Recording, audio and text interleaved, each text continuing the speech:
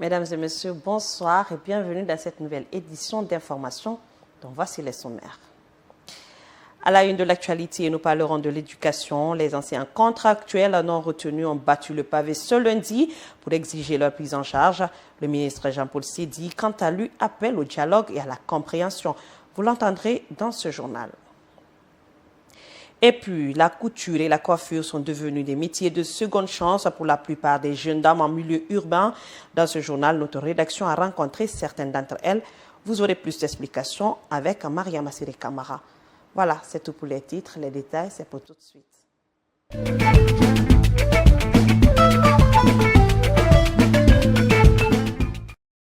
Une fois encore, bienvenue dans ce journal. Et je vous le disais, les enseignants contractuels non retenus pour la fonction publique locale ont organisé une marche pacifique ce lundi pour attirer l'attention des autorités éducatives sur leur situation. Face à cette grogne, le ministre de l'enseignement préuniversitaire et de l'alphabétisation appelle au dialogue. Pourtant, ces enseignants restent déterminés dans l'attente de la concrétisation des engagements pris. C'est un reportage de Kerno Ousmane Sow. Les contractuels non reconnus pour la fonction publique ne décollèrent pas. Ce lundi, ils étaient à nouveau dans la rue pour exiger leur prise en charge par les autorités guinéennes. Ces hommes de craie ont été recrutés sous le régime d'Alpha Condé en 2018. Depuis, ils continuent de servir la nation guinéenne malgré les nombreuses difficultés auxquelles ils sont confrontés. Ça fait à peu près 8 ans, nous sommes dans cette lutte noble et légitime. À chaque fois, il y a des fausses promesses de la part de l'État. Donc nous sommes tous en situation de classe. Même aujourd'hui, ce matin, il y a certains de nos amis qui sont tous en classe. Un besoin de 18 000, ça veut dire qu'il y a un manque criard d'enseignants. Ça soit à l'intérieur, ça soit à Conakry. Il y a certaines écoles même qui sont tendance à être fermées parce qu'il y a un manque total d'enseignants. Alors la solution est là devant eux.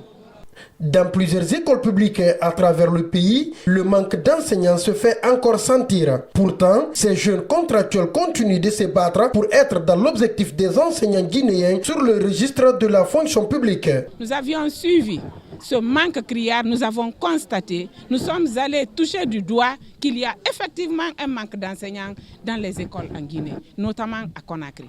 Alors, ces jeunes enseignants qui sont en situation de classe depuis 5 ans, 6 ans, voire 8 ans, pourquoi ils continuent encore à souffrir pour leur engagement à la fonction publique? Le ministre de l'enseignement préuniversitaire a appelé au dialogue. Selon lui, les manifestations ne constituent pas la meilleure voie pour parvenir à une solution durable. Il invite les enseignants à privilégier les discussions autour de la table.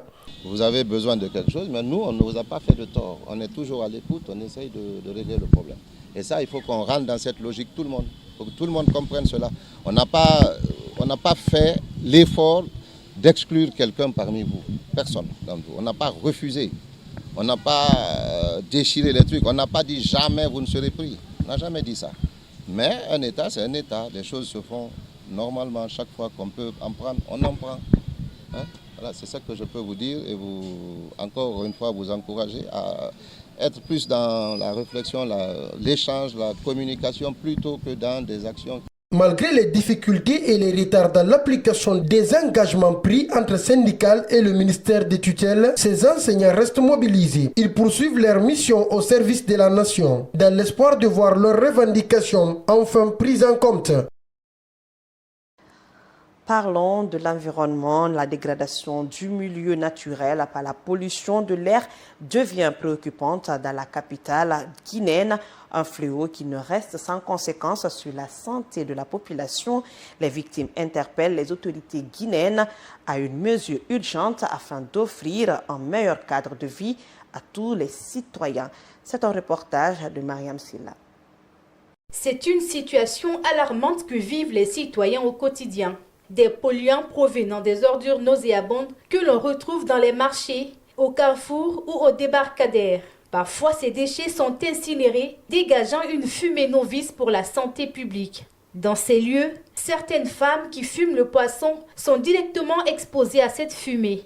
Selon l'une d'elles rencontrées sur place, elle n'a pas le choix, malgré sa connaissance des effets néfastes sur la santé.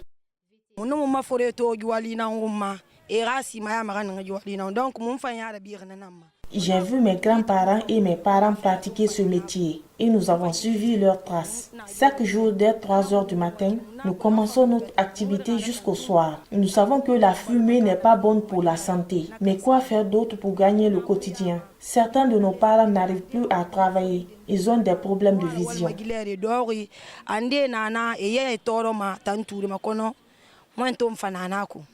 Non loin de là, nous avons rencontré des travailleurs au débarcadère qui exercent leur activité sans aucune protection. Conscients de la gravité du risque sanitaire, ils continuent néanmoins pour gagner leur pain quotidien, nous confie l'un d'eux. Ces ordures me fatiguent, mais la pauvreté me pousse à faire ce travail. Je n'ai pas le choix.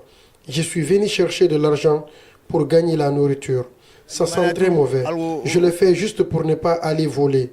Sinon, je ne gagne pas beaucoup d'argent. J'ai 3 enfants à la maison.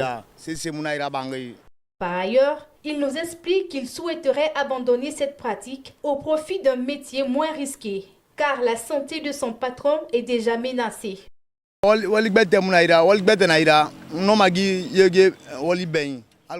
Je n'ai pas autre travail, sinon j'abandonnerai celui-ci. Je sais que ça rend malade. Le patron même est souvent malade. Il n'arrive plus à travailler en plein temps.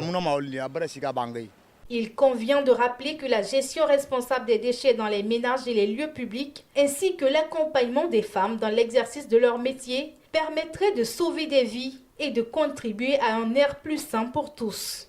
La couture et la coiffure sont devenus des métiers de seconde chance pour la plupart des jeunes dames en milieu urbain. Je vous l'ai dit au sommaire, elles se réjouissent d'avoir pratiqué l'un de ces métiers, les permettant aujourd'hui de subvenir à leurs besoins. Maria Massiré Camara est allée à leur rencontre. Suivez son reportage. Aujourd'hui, face aux nombreux défis auxquels sont confrontées les jeunes dames, chômage, dépendance économique ou manque d'opportunités professionnelles, les métiers de la couture et de la coiffure apparaissent comme de véritables leviers d'autonomie, de créativité et d'intégration sociale. Longtemps sous-estimées, ces professions offrent pourtant de réelles perspectives de réussite et d'épanouissement. Elles permettent aux jeunes femmes non seulement de subvenir à leurs besoins, mais aussi de jouer un rôle actif au sein de leur communauté. J'ai beaucoup bénéficié depuis que j'ai commencé à pratiquer ce métier. Je n'ai pas tout à fait la maîtrise pour faire la coupe, mais pour celui des enfants, je m'en sors très bien. Donc je dirais à toutes celles qui n'ont pas pu terminer les études, choisissez autre métier pour pouvoir vous prendre en charge éventuellement. Parce que maintenant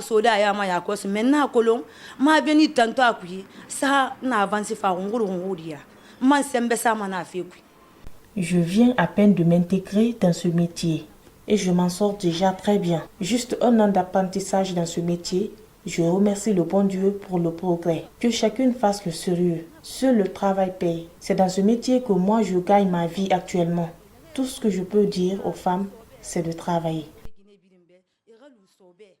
La couture et la coiffure ne sont donc pas de simples métiers, ce sont de véritables opportunités de vie. Pour de nombreuses jeunes femmes, elles représentent une échappatoire à la précarité, un chemin vers l'indépendance et une source de fierté personnelle. En tant que femme, tu ne peux pas rester comme ça, sans rien faire. Si tu n'as pas un métier, parce que ton premier mari, c'est un métier. Prends le courage de choisir un métier. C'est parce qu'en tant que femme, si tu n'as pas un métier, bon, même si tu te maries, ton mari ne te respecte pas. Donc, pour gagner ton respect dans ton foyer, il faut que tu aies un métier. La couture et la coiffure ne sont donc pas de simples métiers, ce sont de véritables opportunités de vie. Pour de nombreuses jeunes femmes, elles représentent une échappatoire à la précarité, un chemin vers l'indépendance et une source de fierté personnelle. Et pour finir, allons faire un tour sur Bangali Souma, animateur culturel dans les boîtes de nuit à Conakry. Ce jeune d'une 30aine d'années s'est frayé son propre chemin en mettant en place un atelier de fabrication et de réparation des haut-parleurs où de nombreuses personnes sollicitent son expertise. C'est un reportage grand format de Aboubakar Alain Touré. De son vrai nom Bangali Souma, connu sous le nom d'Iguetonko, était un animateur de showbiz dans les temps. travaillant à la fois dans plusieurs boîtes de nuit à Conakry. Par fini, voici le métier dans lequel se retrouve l'homme, la fabrication des haut-parleurs.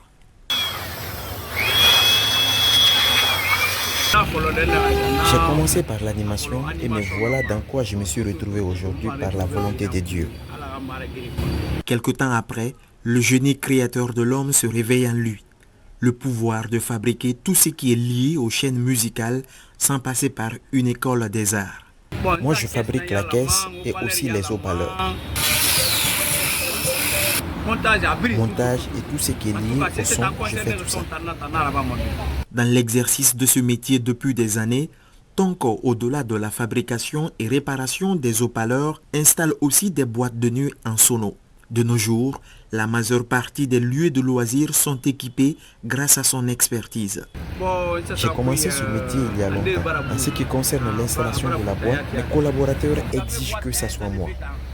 Puisque quand vous donnez les travaux à certains ingénieurs, ils gâtent les équipements et ils retournent. Ça devient une perte pour l'intéressé. Et finalement, le propriétaire est obligé de me contacter pour l'installation de cet équipement. Pour la fabrication des chaînes musicales, c'est tout un processus qui ne s'effectue pas à l'absence de quelques outils techniques.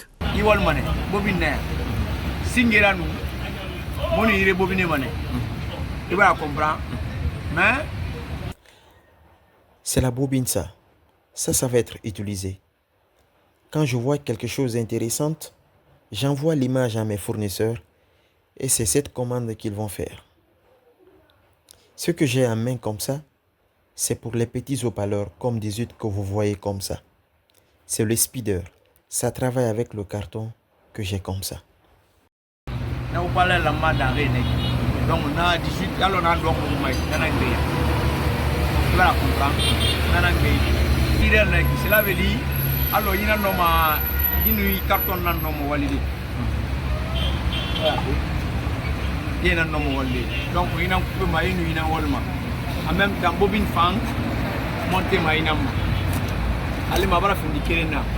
Au nombre de 6 personnes, ces apprentis, dont certains en déplacement et un jeune frère de sang, Tonko est ce petit génie à l'état pur qui a réussi à former plusieurs jeunes Guinéens en animation culturelle, technique de montage de son et lumière.